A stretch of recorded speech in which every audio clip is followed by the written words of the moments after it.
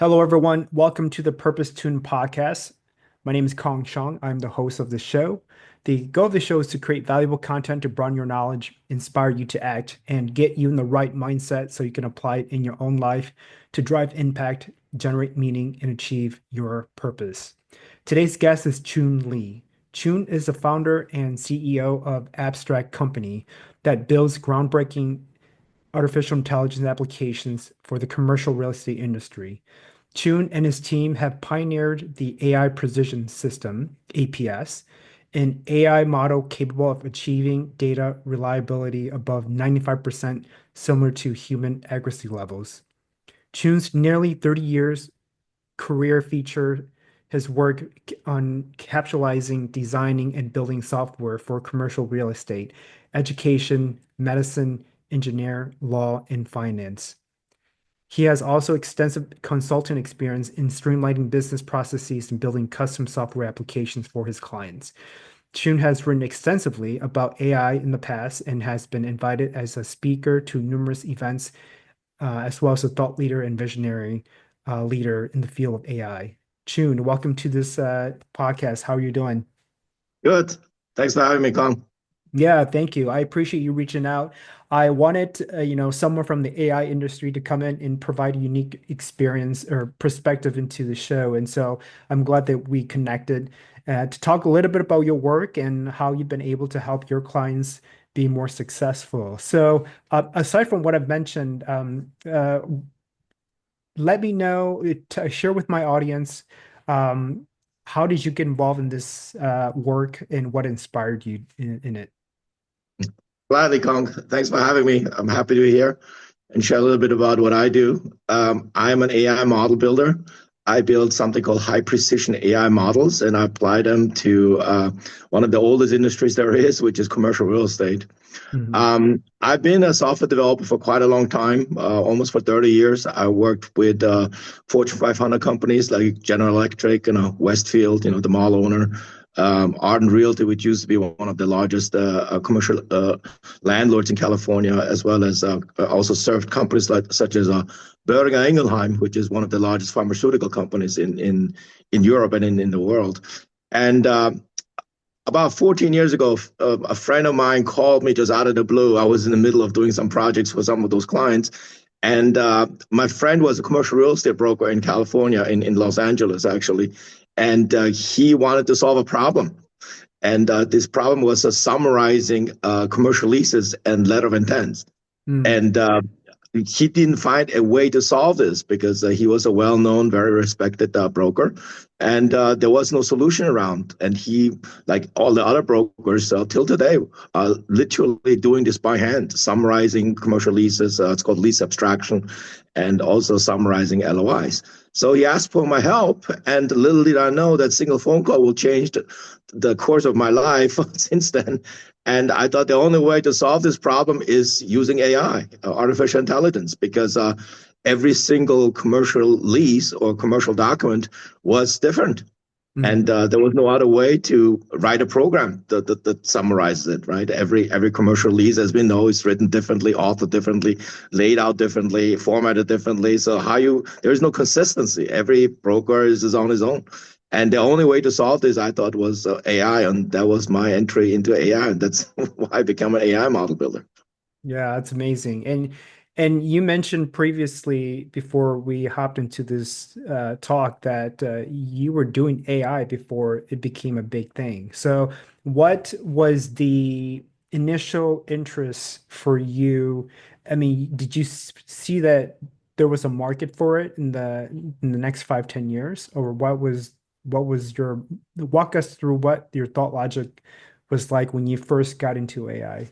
In the future and how you saw the future of it. Yeah, I mean, I was always interested in artificial intelligence, but I didn't do any projects. I didn't had a specific problem to solve. So my friend who called me, my broker friend who called me 14 years ago, at that time, nobody knew about AI.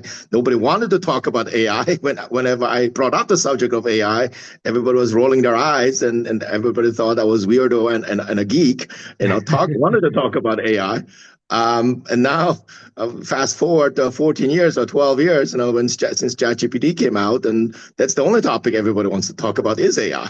How times have changed, really. Right. And Yeah, I mean, I always had an interest in that field. In fact, when I was in college, I took classes in AI, but the whole class of AI class had, I don't know, 5, 6 students. I was one of those Wow. 5, 6 students, and that was it. It was really the classic AI model. Today Mhm. we use the modern model, the modern transformer models, but at that time we were using still the classic models, and development of AI really has taken a dramatic turn. The classic model, which I was still trained on and educated, and they were very precise, but they were what we call it syntactically inflexible. That means if you forget a rule, to forget to code something, it just the whole thing falls apart. That's why they're inflexible. There are too many variations applied to real life. And then in 2017, 2018, Google came about, and some researchers at Google published a paper called "Attention is All You Need," which is Mhm. really the beginning of the transformer models. And the transformer models are great because they're incredibly flexible. You don't have to tell AI model, six pieces is half a dozen. It just knows from all the training. In return, however, it hallucinates. So we Mhm. went in a way from a rock to a hard place. Right. The previous models were accurate, so to speak, but they were inflexible, and for that reason, they were inaccurate. And the new models, they were incredibly flexible, but they hallucinate. So Mhm. you ended Mhm. up with we almost ended up in the same place in terms of data accuracy, and that has been really the dedication of my life, the last 15 years, trying to find a solution around that, try to build an AI model that can perform at very high level of accuracy. So ChatGPT's accuracy on average can be anywhere from 60 to 90%. And the previous classic models were also around that time. And we with our own proprietary mechanism and a model, we were able to achieve accuracies in the range of 90, 95%. And that Mhm. is really our contribution to the field of AI. That's amazing. Share with me what are some of your most rewarding clients, and what have you done to help them be successful? Well, I mean, the way we help is we help commercial real estate industry, Mhm. clients in the commercial real estate industry, and we address problems along the so-called lease management process. Lease management process is the process of bringing a prospective tenant into a space. Right. Mhm. So in a way, it's the central nervous system of commercial real estate, right? Mhm. That's really how commercial real estate makes money by rent, right? Mhm. And the process of bringing a prospective tenant into a new premise is a very laborious, manual, time-consuming task. Mhm. There are literally, I don't know, several dozens of steps that has to go through, negotiating an LOI first, drafting an LOI, negotiating an LOI, executing an LOI, and then the whole thing moves to a commercial lease, which is then a legal document. And then from the legal document, that needs to be drafted, that needs to be negotiated, that needs to be, then executed, and then goes to property management till the prospective tenant finally is a tenant. We're talking all the retailers, the restaurants, and the offices, that want to move into a space. That can take anywhere from 3 to 6 months, depending on market, depending on who it is, and what type of business we're talking about, and all the due diligence that has to be done in between. And the idea is, how can we accelerate that? What Mhm. if there is a system in place in AI, right, where people can work much more efficiently? Imagine doing this not in 3 to 6 months, but let's say in 3 to 6 weeks or something in that neighborhood, Mhm. or drastically reduced, even a 50% reduction from 3 to 6 months to 1.5 to 3 months. That itself is a huge change in how people work in commercial real estate. Right. And that is really what we're doing on helping clients to do so, by accelerating their efficiency. And that is really what AI is different from any previous technologies we had. We had many revolutions in the past in the human history, right? Think of the auto revolution, internet revolution, computer revolution, mobile phone revolution, right? And they all changed human lives, but at the same time, their effect, is somewhat limited, or it takes time, Mhm. because in all the previous revolution, we always really needed hardware to some degree. Right. And AI is the first technology, I would say, where in certain areas, hardware is not necessarily needed. Hmm. I have a friend of mine who is building an AI model that will help architects, right? Hmm. In their process of going through the motions. And he really doesn't need any hardware except for whatever the cloud and whatever software that's required, cloud software that's required to build an AI model, and that's dirt cheap. So he Hmm. can literally, in a matter of months, if he wanted and is dedicated enough, reinvent an entire industry that has been in existence for decades, for Right. maybe even centuries sometimes. And that is the effect of AI. AI is not improving only like 10, 20%. We're talking 10, 20, 50x of the Hmm. improvement. And our product Right. that we're building is a good example. Instead of taking 20 minutes, 15, 20 minutes for a manual task, we do this in 60 seconds. That's So that amazing.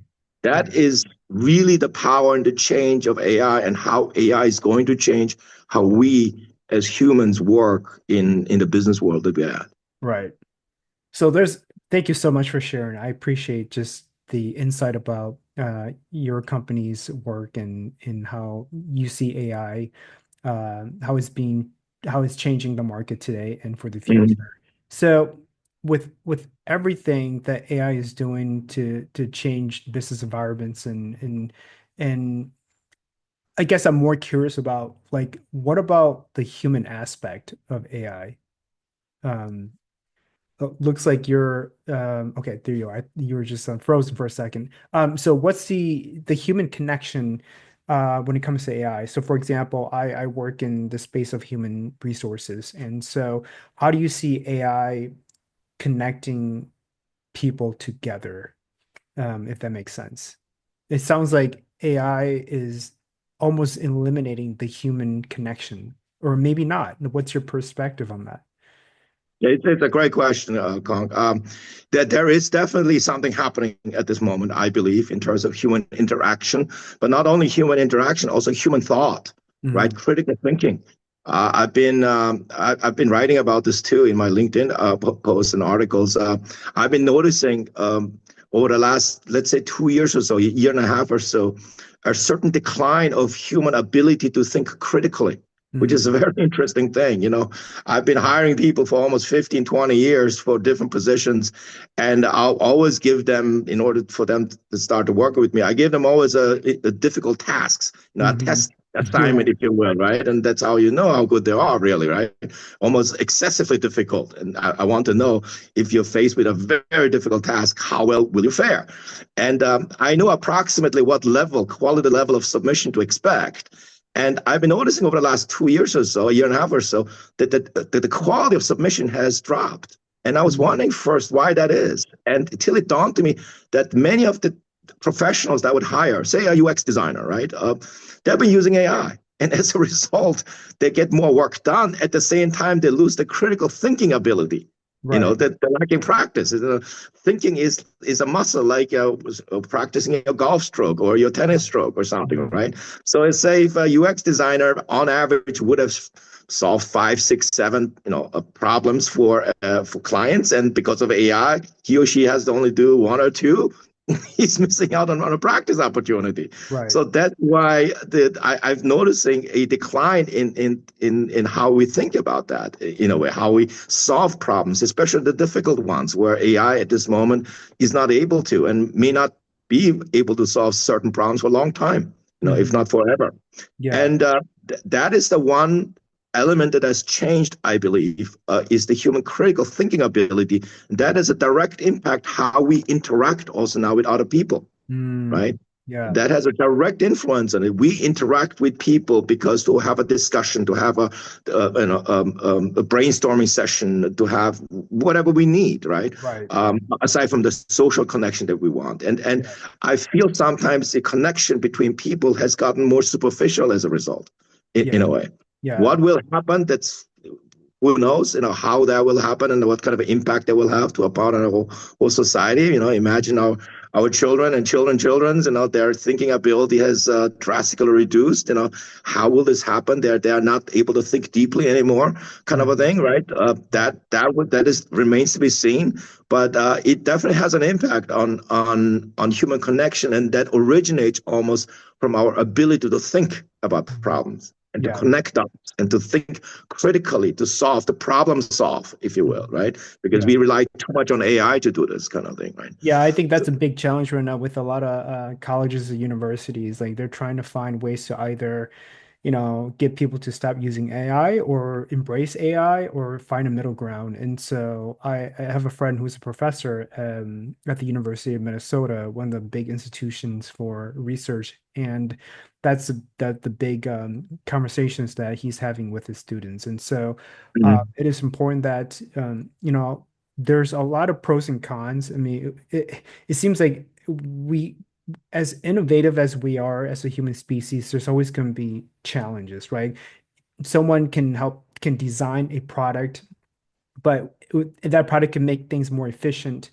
But there's always going to be challenges with that product, like the iPhone, like the Mac, right? Like there's always going to be challenges. And so how do we, be more how can we increase our critical thinking skills in order to solve these challenges is going to be the next question, or the next phase of AI. I also think too is that you mentioned about the social element. So obviously AI, a person can build a connection with AI and they could truly believe that technology is the answer. But then in my view, I don't think that that replaces the human element, the human connection, where we get to see each other in person and develop a trust within the relationship, or just finding ways to bond. And I just don't think that AI has the ability that can replace the human ability, so to speak. Um, so I agree with that 100%.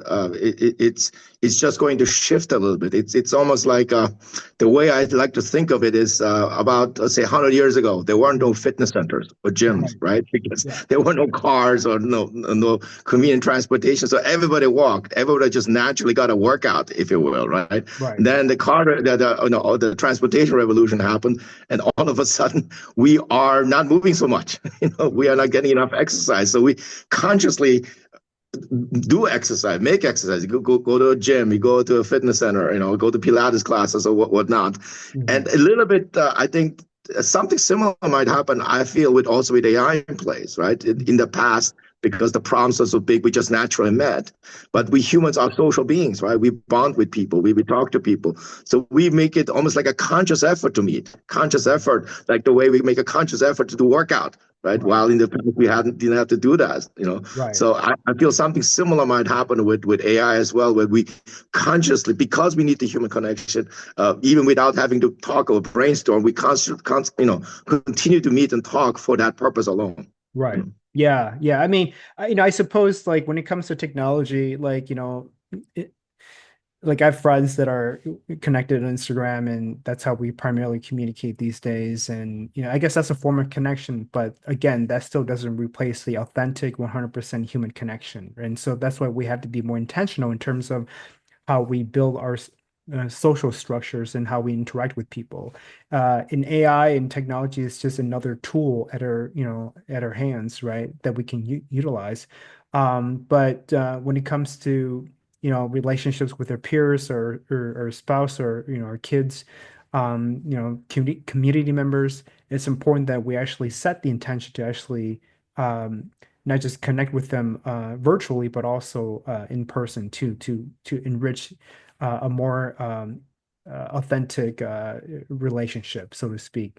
Let's pivot this conversation a bit to when it comes to the future of AI. What do you see is the future of AI? And there's a lot of talk that humans will be replaced by robots. What's your take on that? Yeah, I get this question a lot during all my talks and kind of a thing, and I do understand where the concern comes from, because the AI is able to do so many tasks in so many wondrous ways, and create all this magic. And I have a little bit of different approach. My thinking is most people forget AI is at this moment and will for a long time till we make another gigantic technical breakthrough. It hallucinates, right? So AI is a very powerful technology, but also a very imprecise one.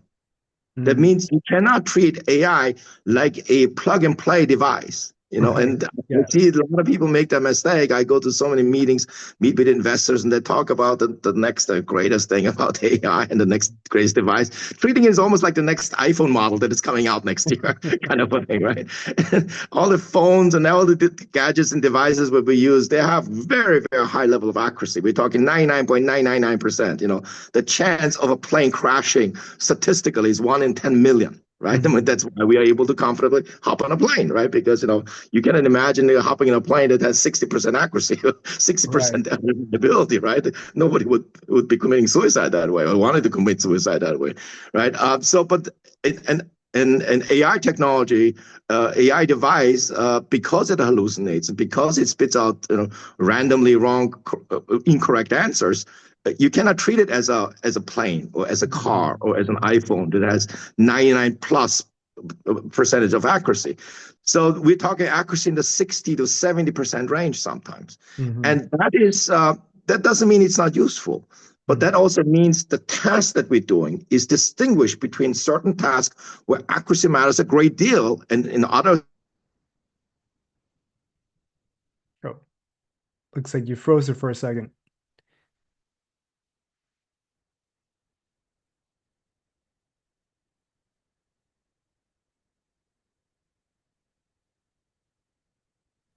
Hello, can you hear me? Yep. Yeah, it looks like you froze there for a second. Okay. Yeah. So I was saying there were depending on application, you may need very low level of accuracy, or you may need incredibly high level of accuracy. Imagine AI being used by a graphic designer, right? And he or she is using AI to be inspired and come up with, I don't know, 5, 6 different logo designs. So what if it hallucinates and spit out something that's nonsense, Nobody cares. It's still helpful, although it has, let's say, worst case scenario, 50, 60% accuracy. It's still a useful tool because I'm working interactively with the AI model. On the flip side is, imagine we're using AI one day that dispenses medication, right? And it has an incredible accuracy of 1 out of billion, but that single patient is dead, right? So among the two extremes, each area and each usefulness has a certain accuracy requirement attached to it. That also means whatever we do, it cannot be used entirely by AI. So that means, say, a commercial real estate broker or a real estate attorney or any attorney uses AI, does certain tasks. Say a commercial real estate broker does 20, 30 different things as part of his job. Not all the tasks have the same accuracy requirements. Some tasks need to be done really, really well, for which the broker, let's say, cannot use AI or it wouldn't trust the AI. But there are many other tasks that can be done using AI and much more efficiently, much more expeditiously. And so what I see is, it's instead of saying, okay, all attorneys are gone, or all brokers are gone, or all profession X are gone, I see this more like, in a profession, certain tasks that we used to do manually will be gone, right? And other tasks, it will take quite a time, if ever AI will ever catch up. Will we ever have that level of accuracy where humans can replace the actual human performing the task, right? Especially when it comes to life critical tasks, making decisions about a patient for a doctor, right? So if you look at the task of a doctor may do, I don't know, 30, 40, 50 different things, some more important than others, some requiring higher accuracy than others. So the ones that are requiring lower accuracy are far less likely to be done with AI, while the life critical tasks are far less likely to be done with AI. So, so it's not a carte blanche, a one size solution that fits all, and so the entire doctor is gone. But certain tasks within each profession that could be replaced by AI, and that has some ramification. That for me means doomsday scenario a lot of people paint that, oh, all doctors will be gone, all brokers will be gone, all attorneys will be gone. That's probably not going to happen. Hmm. However, what will happen is instead of, let's say, needing 1.4 million registered attorneys, which the US has, we may need only, I don't know, 600,000 or 700,000. So there's a ramification. Well, what are those attorneys, which used to do many other tasks, do as a result of AI, right? Hmm. That has a ramification to that. Yeah. Yeah, that's so that being said, how can people upskill themselves so that they can keep up with the evolution of AI? Do you think people should go into tech like coding or something like that? Or what's your take? I see. That's a very good question, Kong. I think people need to come to grips with AI is going to stay. So you have to deal with that, right? Right. Your industry, whatever you're doing currently, you are you have to reckon with the fact that AI is here to stay. It will change your life and your professional's life, your industry irrevocably. With this new technology, that with this innovation that just plopped into our laps, the last couple of decades. Mhm. Um, I think what people tend to probably do is become far more entrepreneurial. I think we've been noticing this also as well. The tasks that AI is currently increasingly replacing are what I call single dimensional tasks, also known as intern tasks. So the junior level, entry level jobs are something that AI can usually do very well. For example, research all middle schools in Los Angeles, right? So that's a task. There is no restriction on it. Every intern can do it. Every entry level person who just graduated from college can do that, right? So Mhm. those kind of jobs are done very quickly if they're not gone already, kind of thing. But there are tasks I call multidimensional, conflicting task, right? Those are tasks that have an inherent conflict in place. Like you need experience to solve it, right? Design a UI, a dialog screen with 20 entry points, but it cannot be complicated, right? Something like Mhm. this. That you need creativity, you need out of the box thinking, you need experience. Those are much, much harder to do by AI at this moment and will be for a long time. So Mhm. I see people more flocking into that area. So in order Mhm. to do that, they gain more experience doing jobs and other jobs, being more entrepreneurial. Maybe instead of a typical path of an engineer in a company is right after college being hired by that company. Now they stay there for the next 30 years. Instead of that, they may start to I don't know, build a company. Build Mhm. several companies, build several, be a freelancer, consultant, or whatnot. Be much more entrepreneurial. You Right. buy using AI, and then at some point they may decide to continue with that effort, or at some point then they can get hired from the big tech companies or what other companies in the world. So I see Mhm. far more of a trend going where people become much more entrepreneurial, do far many more things on their own without Mhm. just going the traditional, I just graduated of college and I'm just going to be an employee for the rest of my life kind of a Right. path. So Yeah, that's what I see. yeah, I mean, I agree. I think there's like the other, instead of going the traditional route of education, a lot of people are pursuing other avenues that makes sense to them. Like, for example, if you want to be an entrepreneur, studying, a required class in geography is not going to help. Yeah. Maybe in terms of the critical thinking skills, but I think they have more options. There's more technology at their hands that they can actually, if they wanted to start a business today, it's the same day without having to go through the necessary steps, taking all the required classes that your traditional college or university will require you to in order to get you from point A to point B. I think Mhm. the old mindset of, getting a 4-year degree, get a good job, retire, like that is kind of out the door. People that are more entrepreneurial and certainly the younger generation are beginning to look at, their life in a different way. And it's how can we leverage AI and technology to help me build something I'm passionate about? right? And so, Yeah, um, 100%. 100% agree with you. In fact, I would even say AI puts even the whole idea of education, higher education, on a question mark, right? You may go mhm, to a college now these days, not necessarily to get an education, but to make connections, right? Human right, connection, yeah, and then for that purpose, it's more use higher education. In fact, for me to gain knowledge, I may not have to go to college anymore, just for mhm, pure knowledge itself, right? I can right, use AI, or I can use the resources that's already available in the internet, and AI has brought that to a whole nother level.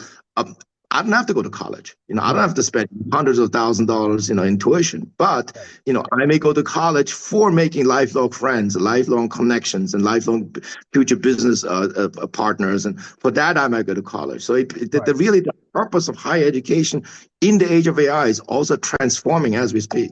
Right. Yeah. Yeah. And building the connection is important. They say, your network is your net worth. And so, people that are thinking about, building an amazing company are thinking about it strategically in terms of strategically positioning themselves in environments where they can actually form these connections so that these connections can help them, build their business. So what would you say to a high school junior senior that's about to graduate and go to college, like what would you advise them in terms of a major, or should they pursue an education, or should they go a different route? I think AI is also allowing people to step away from the typical route many of the young kids went. Hmm. I have many of them, and I'm friends with many of them, and then they very often they just do, just take the traditional route, or used to at least, right? Hmm. Graduate from college, graduate from high school, and then go to college, pick a major, then get hired by a company, and then spend there for the next 20, 30 years. So that is far more, that used to be the standard way, right? The norm where the vast majority of kids of the career path they're going.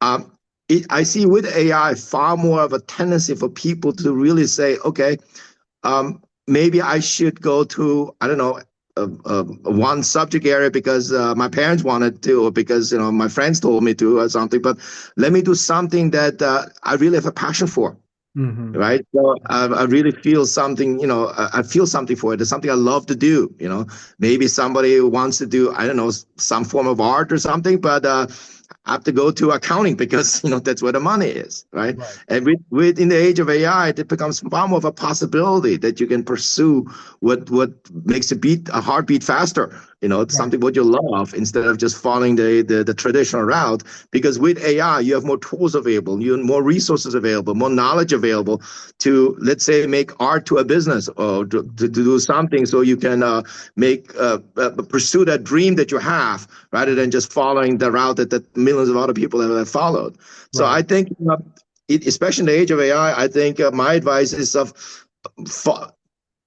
ask yourself what really your passion is. What do you Hmm. really love to do? What makes your heartbeat faster? What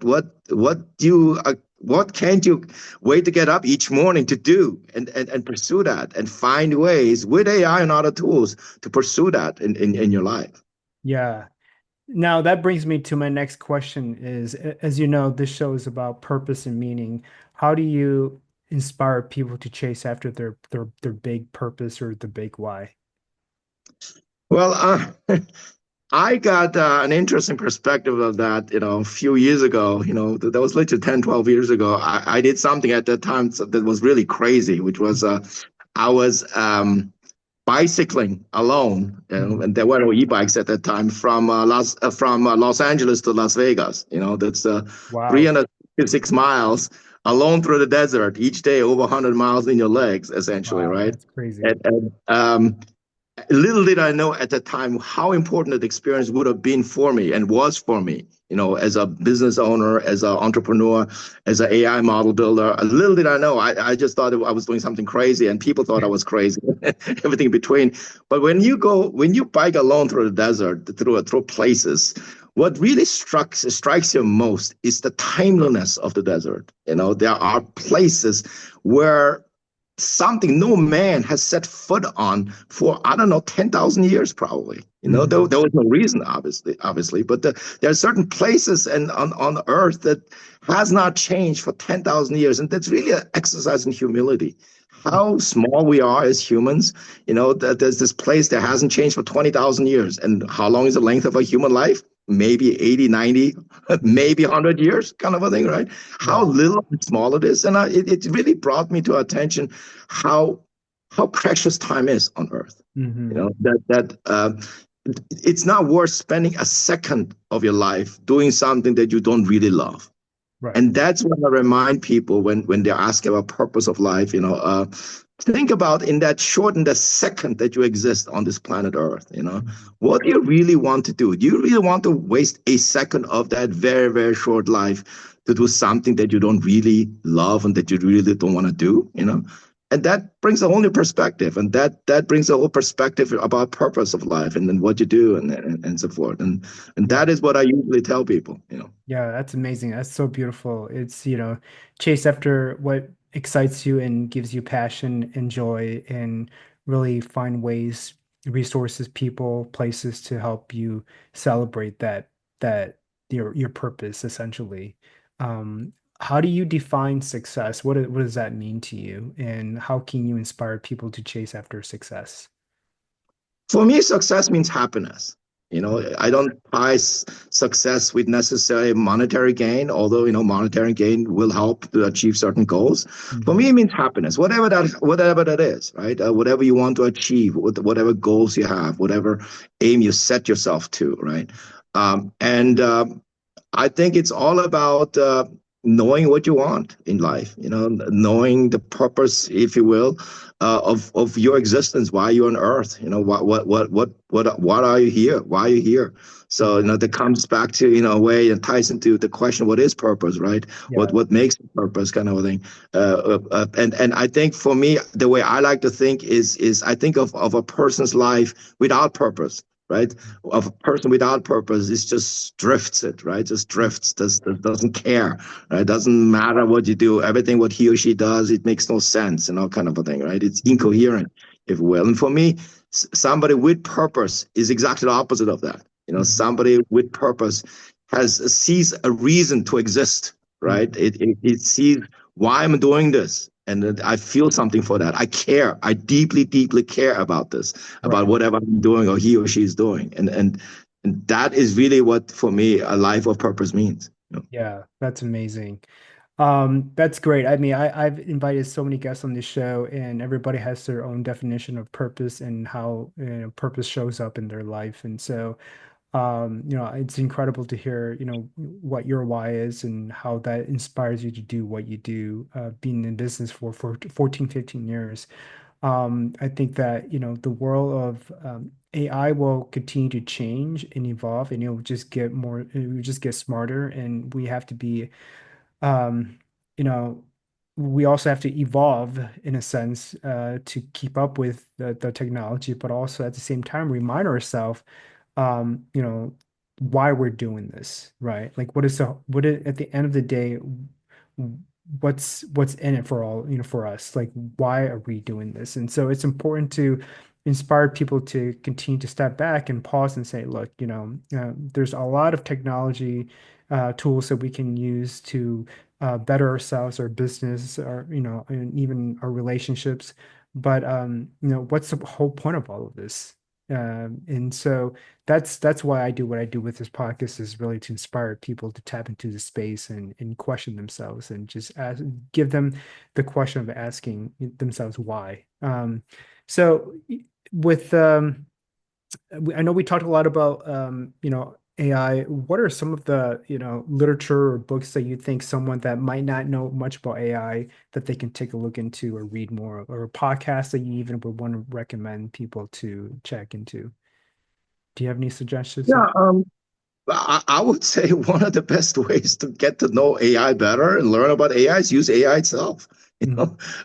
Interact that, and it really AI tool is a very, very powerful tutor, right? I mean, have in mind it hallucinates, so you may want to double check if Mhm. the information you're getting is critical. You want to put it, if you want to put it on the pitch deck or something, you want to obviously make sure the information is kosher, right? Mhm. So, but one of the best tools I would recommend is use AI itself, Yeah. for educational purposes, right? Yeah. So So it's like ChatGPT, for example, would be a tool to right. play with. Or any whatever tool that you like, Llama or whatnot, Perplexity. There's so many around that provide very good information, very, very accurate information sometimes, And again, if it's critical, then make sure it's double check the information, right? Mhm. But that's one of the best tools I can recommend. Also have conversations, read blogs. People who have dealt with AI for a while. I have my LinkedIn post where I write almost on a weekly basis. I write articles about that, so I share my experience about what AI is, how it impacts human life, and the way we work. So that I think that's one of the best ways you can educate yourself about AI. Mhm. Bear in mind also that because of that, I see an interesting effect taking place. I call this democratization of education, right? Mhm. So in the past, for somebody to learn more about it, it took a whole lot more effort to educate him or herself about subject X. And now that teacher, that tutor is at the fingertips of virtually every person there is on earth, Mhm. literally for next to free.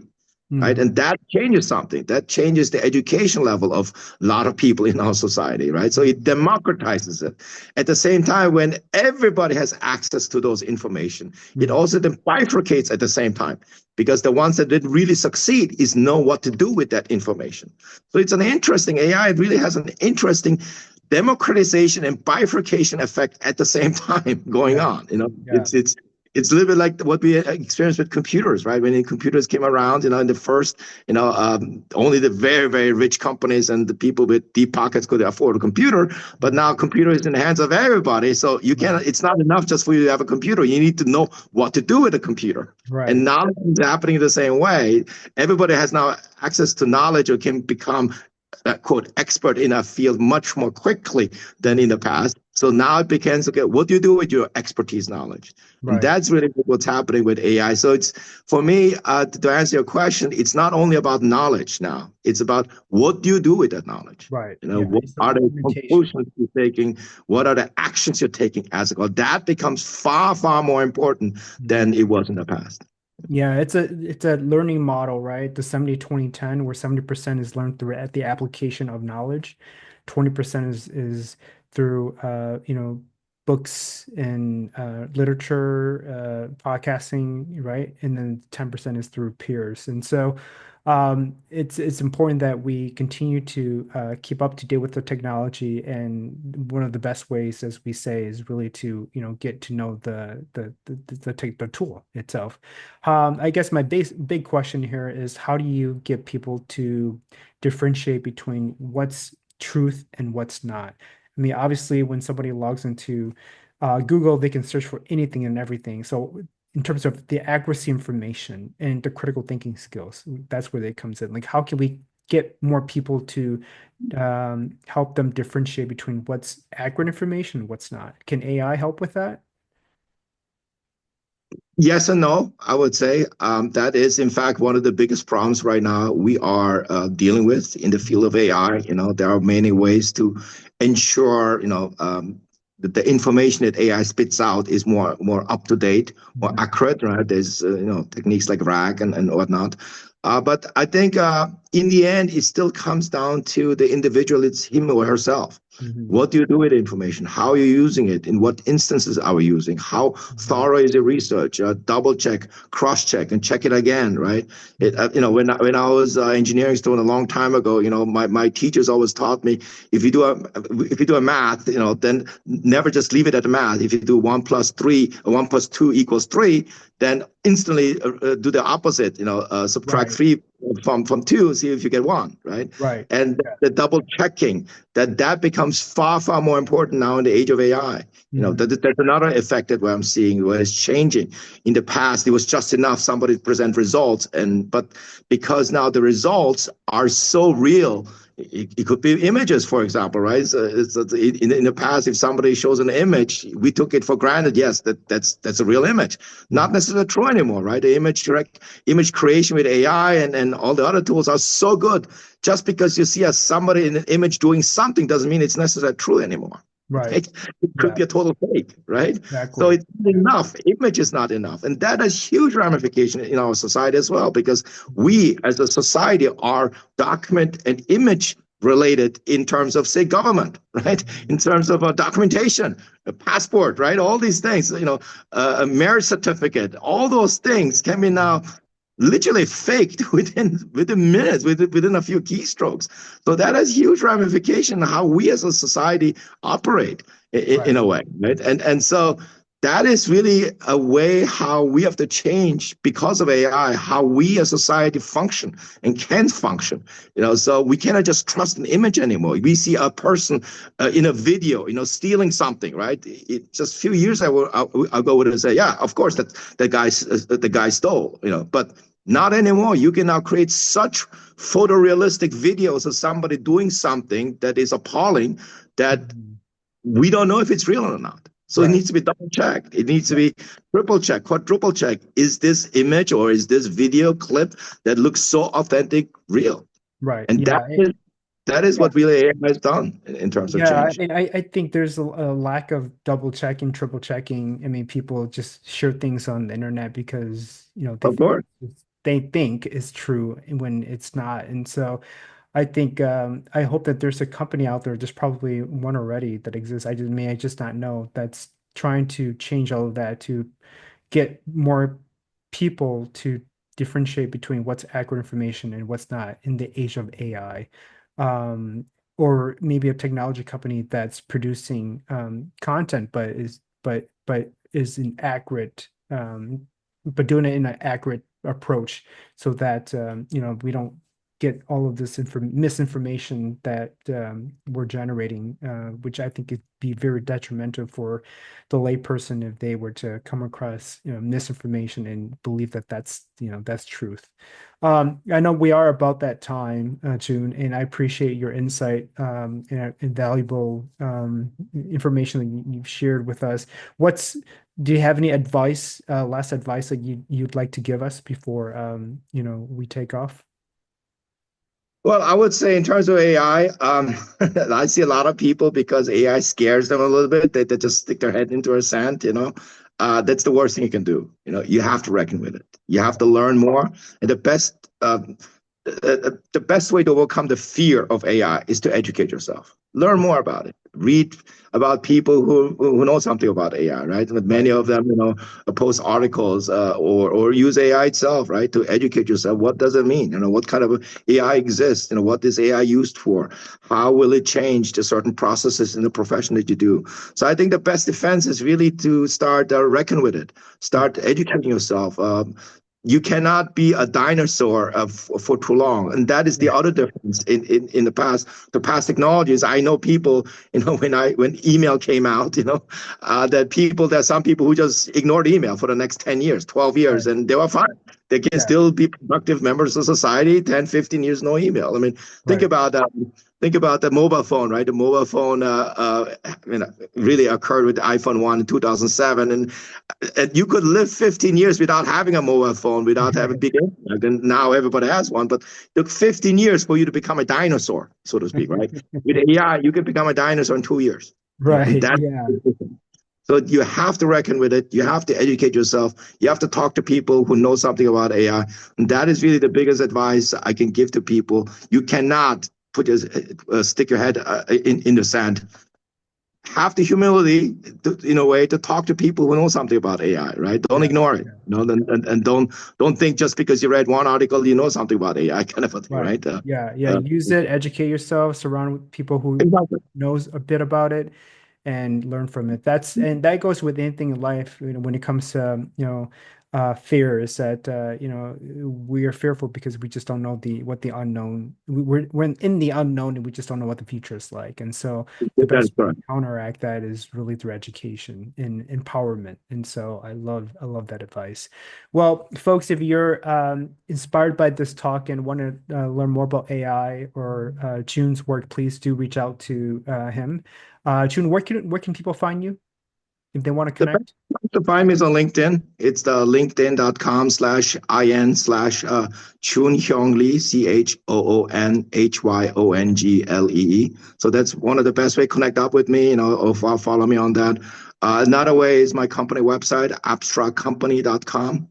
So that's probably another place where you can find more information about me and about the work I do. Perfect. And I'll make sure to include those details in the show notes too, so people can click on it and locate you and get in touch with you. Folks, if you're inspired by this talk again, please do like and share it with your friends and family. And until next time, we'll see you at another episode. Thank you so much. Thanks so much, Com. Much appreciated.